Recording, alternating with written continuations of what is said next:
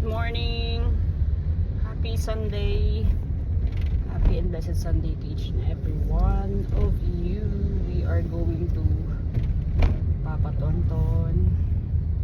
Siya ang nagbabantay ng butika at this hour. And ayun, pupuntahan natin siya. Papasalubungan ko siya ng pansit at ng cute na pandesal. Happy New Year sa ating lahat.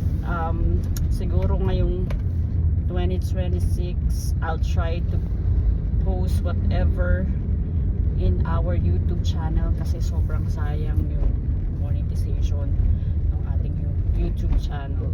I just need to be consistent. I just need to be hardworking enough to edit the videos that I normally shoot, or I normally just take videos of my fitness journey, of my runs, of my training, of my dance fitness, but I don't upload it. Grabe, I don't upload it, and medyo sayang kasi napupuno na yung storage ng phone ko, but I don't upload it. Sayang ating kikitain sa YouTube. Minsan kasi napanghihinaan ako ng loob kasi I upload it and then alam niyo yun, walang views. Pero kasi ganon din naman talaga nagsisimula lahat. Nagpi-pick up yung mga ibang videos ko na yung mga matagal ko nang in-upload, like kung paano magbalat ng suha. So kasi there's something in it, diba? Like evergreen videos or forever videos in YouTube, and it will pick up or it will gain traction if people, look for those topics, diba? Pag nag-search sila tapos it just happen na you upload it 2 years ago, 3 years ago, it will still pick up, it will still gain traction. So yun yung aking balak this 2026, try to upload as many educational videos as possible. So let's see if I can do it, if I can manage my time.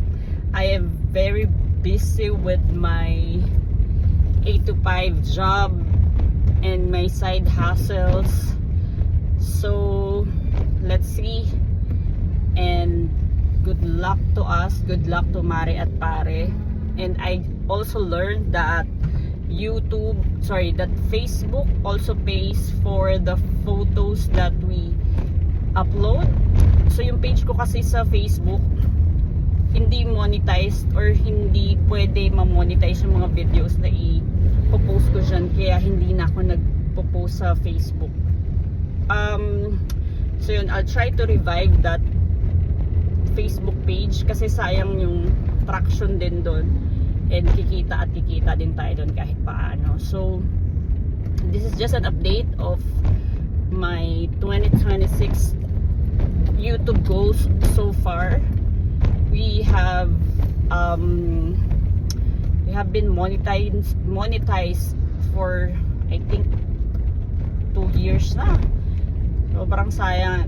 At saka nung na-monetize ako dyan, parang 2 times pa lang ako nakasweldo ng $100. Pero diba $100 din yun, meaning 10,000 plus pesos na yung kinita ko sa YouTube in 2 years na monetize siya, si Mare at Pare Vlog. So it's just it. I just want to update you with what's happening with my YouTube channel, and I hope that this 2026 will be better and will